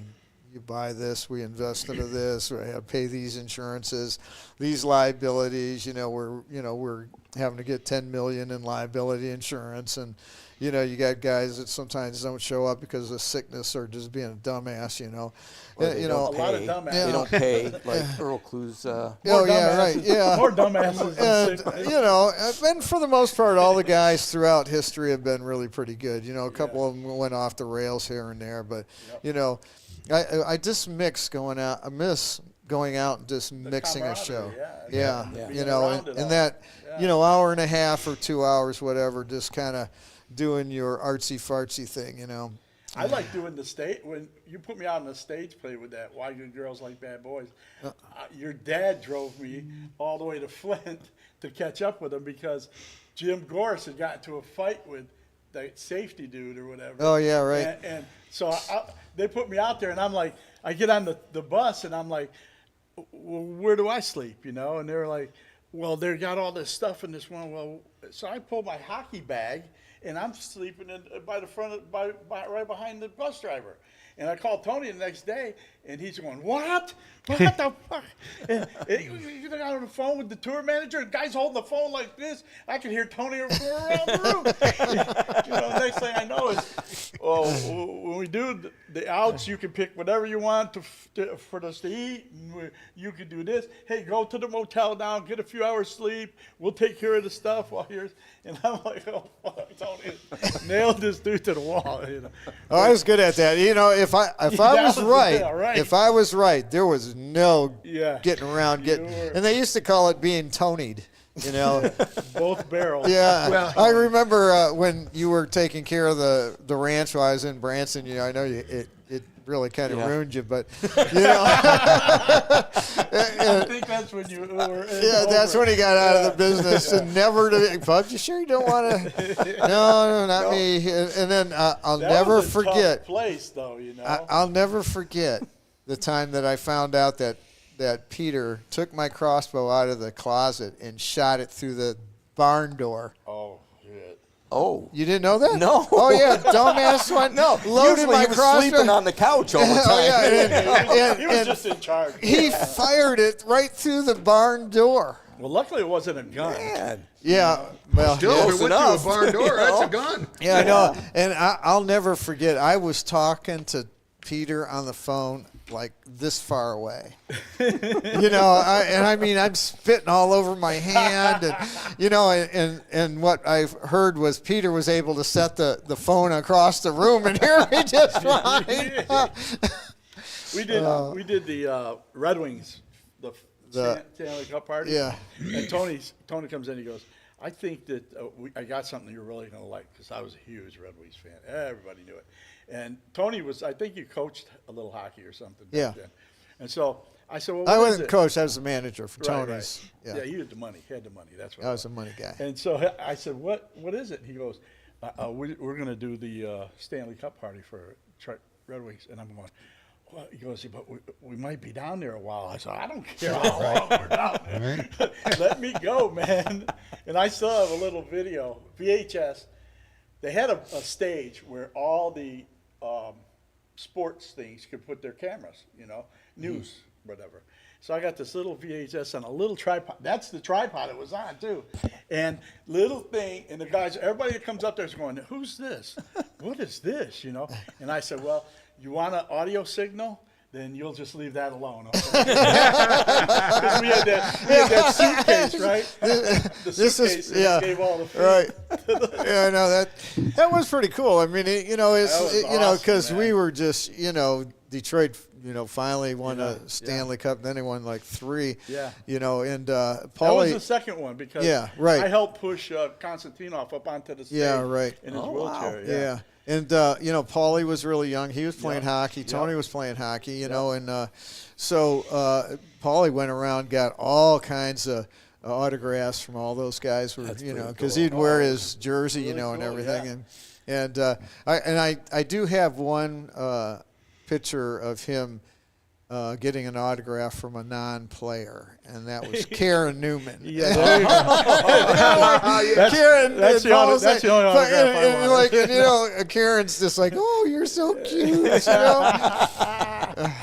You know, Smart. Marty's constantly told me, Tony, about you know, you backing them up when they're in a situation and then the artists are complaining or something. But I remember I was going to tell you the story at the beginning of the show when you and I were doing Roy Orbison. And I think it was at Uncle Sam's, but Yeah, it was. It's Yeah. called something else. something but it else was, at that time. But the Parthenon or something, I can't recall. But I'll think of it. we were done with the show. The show went over really good. Roy is not the type that likes to stick around and shoot the breeze backstage or nothing. He's gone. And Gail Perreno was the promoter for that show. And I had the lights all hooked up back there on the 220 circuit where the panel was. And there sat that tray just chock full of cutlets and beef and, ham and all kinds of breads and everything and pickles. And I'm It like, should go down to the crew after well, the band The leaves. band was gone. Yeah. And then, so I made a big ass sandwich, man, and I'm like just unplugging stuff, and trying to eat and swallow this. Not thing. very I go, sanitary, but right. I go, I need something to wash this down, and I look, oh, here's a bottle of wine. So I crack it open, and I'm drinking this bottle of wine, washing this, and she comes walking back, and That's she all goes, you needed. "What in the hell are you doing?" I go, I'm disconnecting the lights. She goes, "No, with that bottle. That's a bottle of $800 bottle of Dom Perignon." And she goes, "You must be one of Tony's." And I go, "Yeah, I am one of Tony's." And so she stormtrooped out there, and Tony gave her an earful. The guy's been here since 1 o'clock in the afternoon. Roy's gone. I mean, he hasn't had a bite to eat. What's the problem, Gail? Yeah. And it was, He that didn't was, take I'm care like, of- you go, care of Tony, us you on the go. food. Oh, I was good at that. A little later, Tony got better when making sure that we got fed, But in the beginning, it wasn't. We didn't give a fuck about the food. We just wanted to get the job done. Yeah. We were all that about was the it. job, Yeah. One time we were, Brass Ring had asked if we could go ahead and put a speaker system into I think it was the Renaissance Center, or that restaurant up on top. Oh, that spun around. Yeah, because Nazareth was playing, and they were having management problems, so the management took them to that restaurant and, wined and dined them, and so it was me and Stuart and somebody else. And so we put up the speaker system, put music through it, and we're eating too at the same time. So that was like a 5-star restaurant, right? Oh, yeah. And so the waiter comes up with a bottle of $80. Now this was probably 80 something, like 1980, maybe 5 or something. yeah, maybe even earlier. Yeah. No, it was earlier than that. It was before I even did the Rockets. And so the waiter comes up, and we're having lobster bisque and steaks and lobster and all this stuff. And here we are, grubby, And then the waiter comes up and goes, "Don Perignon?" And we're looking like, we can't afford that. He goes, "Take it. Take it." And I said, "Okay." And we take it, we crack it open. He comes back and he says, "Take it." Because every one he handed us, he got a commission on. So here we have this road trunk right here. So it'd go like from me to whoever's sitting next to me to the road trunk. So here, this was like a train, and we're all carrying cable, on our shoulders versus putting it in this case, you know what I mean? Because the case was, we did use some cable so the bottles wouldn't clink around in there, but, and so, but we had like maybe 6 bottles of Don Perignon that was really expensive, the top of the line. We did the Masco Corporation show. Oh, yeah. Over there one time, and they built a dance floor in the basement.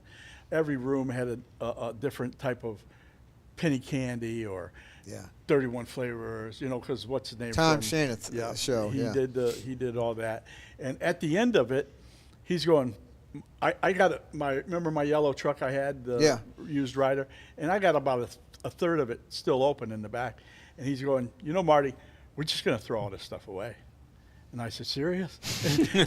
I filled the rest of that trunk up with everything you can imagine, man. I had whole containers of ice cream, the full containers and stuff. Yeah, I even took the ashtrays. I said, "We're going to throw it all away, man." Sonny Andriozzi did the same thing one time at the Rooster Tail. Oh, yeah. And he was drunk, and he sold these plastic eggs. He goes, he wakes up the next day and he says, "I think I stole some eggs and they're in the truck." The Rooster Tail "You got was it." Yeah, I go like, "What?" I'm just waiting to open up the trunk and just, the truck and then smell the rot, The elevator went out at the Rooster Tail. Oh, and we man. were taking the stage down the stairs. Yeah. And we destroyed the stairs because it was like a rubberized thing. Yeah. So a year ago, I was at a Christmas party there. My girlfriend's law firm was there, and here's Tom. Tom was the gay one, right? Yeah. And he's standing there, and he's going, "How do I know you?" And I'm going, well, before we would load in, you had your arms on Pillsbury's tees that he used to put his lights on, and he'd really liked your brother. Yeah, He really right. had a thing for your brother, and he's going, I need a set of these at home. I can just hold on to here. And we kept telling him, hey, you faggot, you gotta get out of here, man. We knew how to talk to him. We knew he wouldn't get mad at us. We hooked him up one night with a chick. He was such a, he approached me and I'm talking to him and I'm going, Well, yeah, man, it's been years since I've been here, and he's got like their own little system in there now. Yeah. And he's got like the speaker, the adjustments on the wall or what it's in a little box. That was a horse trade for Nastia's wedding. Oh, yeah. Well, that was where your wedding was too. Yeah, though. well, what happened was so we were doing, I don't know if any of you guys were there, we were doing a big event for Tom, and it was giving his son a car for his 16th birthday. It was basically, the event was for all his millionaire buddies to see how great of a event that he could put on. So Martha Reeves was playing there, right? And Was that the one where I had Lou Rawls show up? So here's what, yeah. Okay. So basically, I'm advancing Lou Rawls in Ann Arbor. So I don't know who did that show, but yeah. So I said, and I kind of remember that when you started talking. And so I said to his production manager, because the Motown Hangout was the Rooster Tail in the day, right? Mm-hmm. And I said, hey, I know that Lou and Martha Reeves are friends. Why don't you come down after the show in Ann Arbor, Because there's this big party, And so all of a sudden I look, and here's Lou Rawls waltzing up to me, and I said, hey, Lou, how's it going, He goes, really good. I said, how'd your show go? He goes, Tony, you always take care of me. I says, hey, I have a seat next to me. I'm mixing the band. But I also have a microphone on the side of the stage. So you can pick your poison, And so there he goes, waltzing up onto the stage. Martha almost falls off the stage. They start singing. Now Shaneth comes up to me and goes, Lou Rawls is here. Lou Rawls is here. Lou Rawls is here, And I go, you owe me big time, dude. He hasn't changed much. Yeah, I know. And you owe me big time, dude. And I love Tom. I mean, we did a lot of shows together, and we became really good friends. And so then we're doing a brass ring event for, I think it was a fight, a big fight. And we had to put audio and video up, and there was linked into a satellite dish. And so Tom liked my ex-wife a lot, and so now I'm bringing Jocelyn around, you know what I mean? Yeah. So Jocelyn's a whole different, and, Jocelyn was very young looking at the time, and so Tom coming and goes, did you rob the cradle? And then Jocelyn could feel, the tension, a little bit from Tom, and so, Jocelyn's now getting smashed at this event. Now, this is the second event or third event that she's been there where Tom's kind of doing a little bit of a, dumb shit, and so he says to Jocelyn, hey, you better sit down before you lose a seat, and you'll have to stand the whole time. And she looks at Tom and goes, as long as I have Tony, I'll always have some place to sit. And Tom, and then and Tom's like, and I watched this whole thing in real time, and I watched Tom go like that, and then all of a sudden, Tom was her best buddy from that point on, and then they would get together, and we'd go to, we get invited to grand openings or this or that, and so Tom would be there, and Jocelyn's all dialed up, and so Tom would come up to me and ask, is it okay if I ask Jocelyn to dance? And I go, yeah, go ahead, Tom. I'm not, go ahead. You guys want to get, and Jocelyn loved it, it was a lot of fun for her, and then he goes, because he could really dance, though. Yeah. I mean, And so he says to me, I have this special event that I have to go to. I'm going to give Jocelyn my Saks Fifth Avenue card, and she can go shopping, do whatever she wants, and you guys show up. I go, no, Tom, we're not. So anyways, he calls me, And he says, so I hear you and Jocelyn are getting married. I says, yeah, we are. And he goes, well, where are you having the wedding? I says, we haven't figured that out yet. And we have a date, but we don't know when, where. And he goes, well, you're having it here. I go, no, we're not. We are not having it at the Rooster Tail. He goes, yes, you are. I go, no, we're not. I go, no, you know, I can't afford the Rooster Tail because I knew what the pricing structure was all the time. You know, and I go, no, we're not. And he goes, yes, you are. No, we're not. And then he goes, how much money you got? I got about $2,500, you know. He goes, I'll take it. And well, you guys saw the wedding. It was like he did, you know, because of that. Yeah, because the Lou Rawls thing in the Detroit News and the Free Press was like off the hook.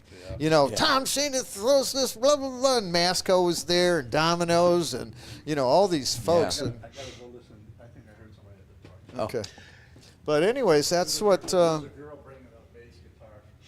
You know, there was remember going to Pine Knob, and I took my wife there. We went to see one of Ted Nugent's last shows, and we were sitting in the same row as your soundboard was. Right. And I'm going, oh, there's Tony. What the hell? Yeah. Go down I there, remember "Hey, that." Tony."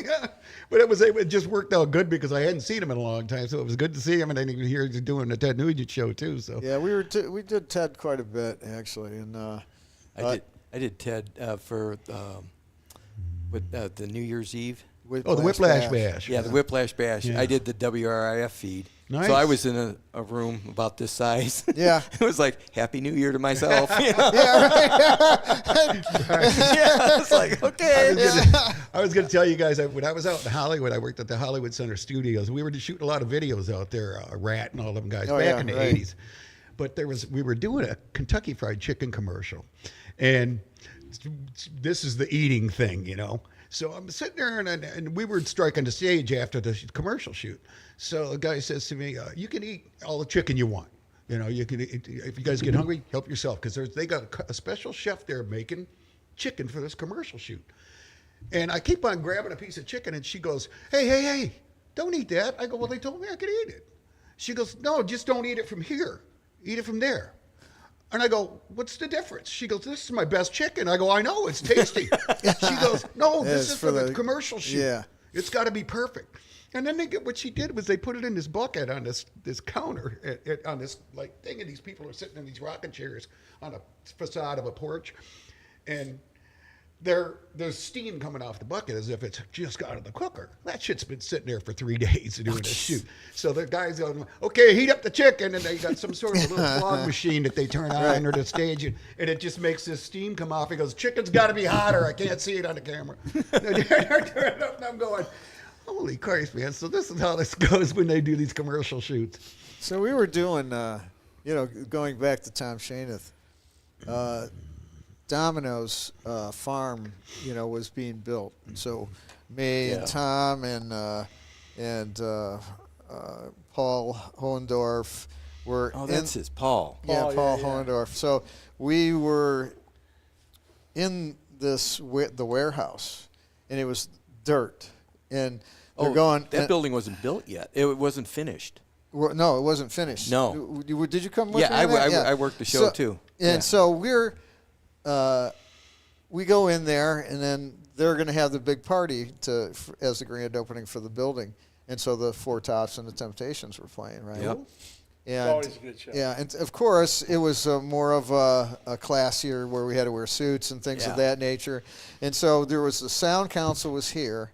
And then there was the tower for the spotlights were in back of us. And then they were all visqueen with shiny black visqueen. And around the tower was shrimp and cheese and, different things like that. And Jaws and I, we're all dressed up and everything. So we go and we're in grabbing some shrimp, putting it in our plate. I'll be in, I got a suit on and everything. And then all of a sudden I see a razor knife go like this inside the tower, and then a hand comes out, and the shrimp is being grabbed. It was Stuart. No, it was one of the lighting guys. It was Gary. It was Gary. from the place on 8 Mile. No, not. Pegasus. What was No, he grabbing? He worked for me, Gary and Brian. Yeah, he was grabbing shrimp. So here's this, and we're standing there. It was perfect timing. And then a hand comes through and grabbing the shrimp. If you did a Gary show, Gilmore? if you did a show Gary? at the Rooster Tail, you didn't have to worry about food. No. Especially the one cook. That dude was, Freddie. Yeah, the black guy. Yeah. He would say, Marty, I got you there. I got you some lamb chops right here. He was the big guy, right? Yeah. Big dude, yeah, You know yeah. why he was like that? Because I had done so many BB King shows, so I recorded one for him. And I go, Freddie, this is for taking care of my guys all the time, And, So he got a special. so I gave him the tape, a live BB King from the Fox Theater, and I, because he always, over all those 10, 15 years we did shows, with those guys, and the time that I gave it to him, it was at I think we were at Domino's Farms, and so Shaneth put me in charge of everything. And Mel Ball was playing. You know how he'd make us move the PA all the time. He was a pain in the ass, and he was the client. So he was working for me. So This is when times this was changed. payback. The screaming thing I was so good at, but payback was really good too. And so I give this to Freddie that night, right? And I'm sitting with Mel's band, right? And me and Jocelyn are sitting next to each other. And then all of a sudden, a case of Don Perignon drops right next to me. So I'm passing it out to Mel's band, and they're getting wasted. They are getting wasted. And so we had such a great night that night. But, that's why. Freddie always looked out for you guys. But I took care of him, too. Yeah, it was that Masco thing was just amazing. Yeah. And The artwork. Yeah, well, he owned all these different companies, and they had all you could just walk through and see all the, he owned like a faucet company, whatever it was, that made faucets and different things that they, were involved in. But he had built a life-size version of his wife's yacht in the truck bay. Oh, wow. Yeah, out of paper mache. Did he really? And I said something to him. He goes, I haven't celebrated my wife's birthday in X amount of years, right? I think the Spinners played. We built the stage and the dance floor down in the basement, and it was we all wore suits, tuxes, and stuff, and it was just an amazing. I mean, I'm sitting here with Illich, and he's going, "This is a great show. Yeah, this is awesome, bro. This is And I mean, just talk about shrimp. They just had a 30-foot thing of iced shrimp, man. Well, that's what Tom would do. That he did at the wedding. It wasn't like you would get waited on. You had all these different stations places that you went go to. Mexican food. And I tell you Almost what. like the Taste Fest downtown. Oh yeah, It was amazing. I tell you what. When Jocelyn's relatives walked in the door and saw this place, because he had $6 grand worth of balloons and flowers everywhere. Well, you guys, Oh, yeah. And then, and what I could see Jocelyn's relatives coming in, going, "Where can I apply for a loan?" What's this going to cost us? We were loading out for a show there one night, waiting for the elevator because it wasn't that big of an elevator, and the reason I asked if it was that big guy is I had a boombox, and played the music in between sets and stuff like that. Well, I had it on top of our cases and stuff, and we come up once, and I'm like, "Where'd that go?" I know I didn't take it down, I don't think. So I looked around, couldn't find it to save my life. And the other guys working with me, they remembered it being there. Yeah. So he said, I'll look into it for you. So apparently he found the guy who did it and put him in the freezer and kept him there until the police came the following morning. And needless to say, he had, kind of roughed him up quite a bit. Yeah. Freddie was a no-nonsense guy. But I ended up getting that back. I got a phone call saying, "Oh, yeah." Well, that's what happened at Hockey Town Cafe. The dude that worked there, remember, he stole one of our amps and stuff from up in there, in the rack we had on the roof, And because we would go there, I'd go there, whatever, just turn everything on, and Right. you know, they would perform or whatever. But the dude stole it. And they had all this dude got. He's working there. You can't see all these cameras that are here. You dumb fuck. You know? And he ended up having to bring it back. And I'm there. I'm the one that has to accept it from this guy. You know. Yeah. And I wasn't too nice. Yeah. You know, Yeah. He was nice about it. I wasn't gonna be nice because. I was getting soft in my old age. And Maybe. you weren't that old then. but yeah, but he was like, he thought somebody else stole it, you know, or we took it to use it for something else, you know, or whatever. And I'm going, no, Tony, man, that was there. I'm telling you, bro, it was there, you know. We didn't dangle him off the roof or anything. Oh, it was close, bro. I that's said, something- you know, you're lucky. You're lucky. The owner of this company, is as nice as he is, because he could very well put your ass in jail. Yeah. You know? And, Oh yeah. Yeah, 'cause Or it's- bring out that Uzi. That was a dude from. Well, the one night there was the guy from. What were those two sisters?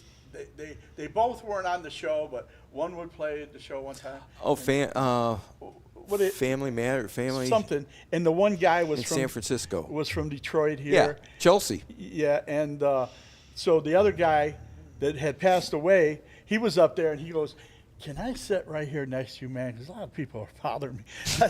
You sit right there, ain't nobody gonna mess with you with you at all, I promise you.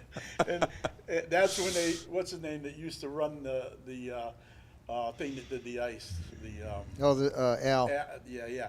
And he comes down, Woodward on the thing. Zamboni? And, yeah, and Yeah. these guys are all with him, you know, and everything. And so, yeah, we had a blast that night. That place was just, I mean, during those years when the Wings were doing so well, which they will be doing well again. Yeah. Yeah, it seems like it. Yeah. It's a cycle, yeah. It was, yeah, it's a big time. Yeah. I've 'Cause- always said, you want a winning team, you keep them together. You don't keep trading the guys off Yeah. and getting new talent in there. Yeah. That's why the '84 Tigers now did so, because they were together. For, Tigers are going to do well this year because they have two. They just paid $42 million a year for one pitcher and $32 million a year for another pitcher. So, Yeah. and one guy won 2 Cy Youngs already, and the other guy was probably in second place with the Cy Youngs. Did you got 2 different color eyes? Yeah, well, he did. We should bring him back and Yeah. Verlander back Max, too. yeah. You know? Yeah. It'd be pretty cool. Yeah. But, yeah, I think we've been going for a good Hour and a half. hour and a half. Oh, geez. But Time flies when you're having so much It fun. is a lot of fun. This was probably one of the best times I had doing this this is show good. with him. This is good. You guys made some Unfortunately, wonderful stories. We've man. only scratched the surface You on know, all that's this. what I'm thinking. You know, at some point. Well, we're gonna have to in do it again. time- Yeah, we're gonna have to do it. But It'll we'll be get fun. we'll get some other compadres of yours because I know that the stories get. I mean, if we could get Stuart over here, Yeah. We could bring have him in burn a town bowl and come somewhere. on up. You know, I was trying to get like Don. Remember Donnie?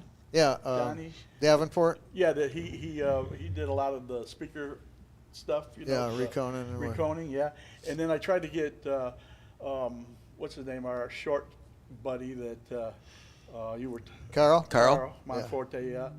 And Kick drum Carl. Sherman. Yeah, right. Sherman. I haven't talked to talked. him Whatever. on Facebook. Whatever. Yeah. Do you remember Bill? Bill? Oh yeah, he. Tall guy. Yeah, he's in Atlanta. Oh, Is he? Yeah, I he's the seen him. strangest dude. In I the, s- you know, he was. I He used- was a nice guy. He was a great guy, Yeah, but yeah. when we'd prep shows, so we'd have like 5 shows, 6 shows going out. After we prepped them, then he'd go in the cases and grab stuff take he'd stuff, like. yeah. I'm going like, Yeah. He wanted to make sure that his was at everything he wanted. I and know. It's more. like I'll Yeah, never more. forget. I got so pissed off, and he never did that Well, again. we What do you went- mean by we going went into out to his cases? I mean, house. He would pull a prep show that had X this- amount of mic cable, X amount of AC cable, X amount of speaker cable, And we would list grab. that shit too sometimes. Yeah. You know, and I mean, if you got lost something, man, it was very questionable. Yeah. And there was a few people around that thing that weren't very. Well, the latter part of Thunder, you know, our inventory was so massive. I mean, you know, Right. when we moved from Taylor to Livonia, I personally drove 11 semis full of crap, Really? Right. Wow. and then we had at least 3 or 4 other truck drivers. easy, no yeah. kidding. Yeah, 11 semis. I Well, brought- we did. I used to do these. I wasn't working for Tony at the time, but I used to do these Halloween things for Little League, right? Mm-hmm. And I said, Tony, I said, could I use some speakers or whatever? He goes, yeah, come on over. We'll hook you up. Here's a chick at the door. I gotta go. But I'll go I get brought. her. Yeah, go ahead. Yeah. Let her in the front door. Right in the She's middle at of the the front. store. If you can't open that door, let her in the back door. Okay. I'm gonna Here, come this way. cut around. Yeah. Yeah. So, I brought one of the guys from the Little League, and he comes in the building and he's going, "What the heck?" And I said, "Let's go back here because they got the mothership from Oh yeah. P-Funk." Right. People couldn't believe it. Hey, David. She's at the front door. And yeah, so that was always, really. So the mothership's hanging in the building, and From the when he was ceiling. off Yeah. tour, it'd go up in the building, and we would hang it in there, And we were in Livonia, so this is like many years. We were there for at least 11 years when we got this phone call, and George Clinton calls me up and says, "I'm going to sue you, Tony. I want my mothership back." I go, Georgie picked it up like 15 years ago. What are you talking about? Yeah. Hey, I tell you what, man, that's one gig that I never ever wanted to do. I went just to help out one time at this Harmony House party that they had, and they were performing. Holy smokes, man! Hey man, can we get some of this? Can we get some of that? I said, and I'm sorry guys, but I'm not the drug dealer of the day. Wasn't Larry It Fitangelo was pretty with wild. P-Funk? I don't know, to be But honest with we're I gonna don't- probably end it. And, Okay. you. Okay. Thanks, Tom. Yeah, Thanks, man. Yeah. Thanks, Bubs. Yeah, it was You're great. welcome. Guys, we had Yeah. a great time, man. This Yeah. is gonna be the best one so far. Awesome. So, I had fun. I had yeah. fun. Yeah. Yeah, it's So- good seeing you Oh, guys, yeah. too. Yeah. We're getting older and uglier, that's for damn sure. And, Yeah. we can't. Tony, I'm sending prayers out to you. and Yeah, your family. thanks. Yeah, And, Yeah. yeah. I know Mom it's a tough Villarreal one. had wrote quite a few checks for you guys Oh, no over doubt. the time. And Yeah. a few dinners here and there. Yeah, yeah, right. Yep. Spaghetti Thursday. Dad always made sure I had Yeah. those leather gloves, man. Marty, you need another set? Yeah, here you go. 'Cause I hated wrapping cables and getting all that because your hands would be black in that Yeah. one little area. Oh, yeah. But those they were like Leatherman, they were called Yeah. or something. I think you got them at Sam's Club or something. Yeah. Yeah. Yeah, it's there's so many people from different bands that had gone and ate dinner at my mother's Oh house. yeah. I mean, Especially the Tony Orlando thing when Yeah. he was doing the. yeah, Channel I 4. always wanted to get into one of those, man. I was like, yeah. help me out. That was a pretty cool experience. I mean, Tony always treated Jocelyn and I really well. Right. He is a nice guy. Yeah. Yeah, it was cool. Although after that show, he was like, "I'm sorry, man. I don't want you to change it. I'm like, I said somebody told me that. I didn't believe them. Yeah. But I should have listened. Well, you remember the telethon we did with Tony Oh, Orlando and the Dallas Cowboy cheerleaders? Yeah, and yeah, all where I them? had to wear sunglasses, so I couldn't get busted for staring.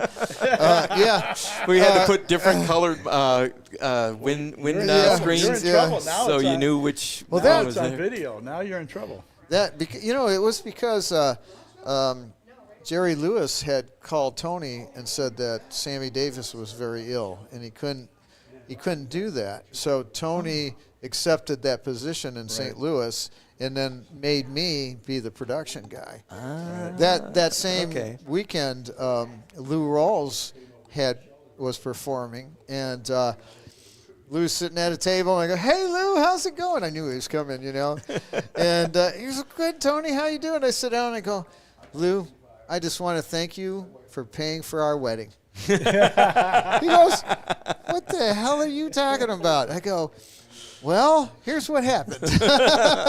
And I told him, basically the story about him coming in and how the owner just went bonkers in the papers and made Yeah. a bunch of money and, with other events. And Yeah. and you became, the highlight of the evening. Of course, Yeah. with Martha, I mean, you guys did a great job. I did Martha Reeves at the